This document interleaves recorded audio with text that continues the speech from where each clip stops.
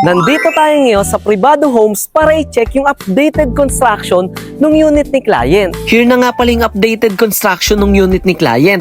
Ang inavail niya nga pala is yung Rimas model na may 3 bedrooms, 2 toilet and bath, and 1 carport. At sobrang spacious na din talaga niya.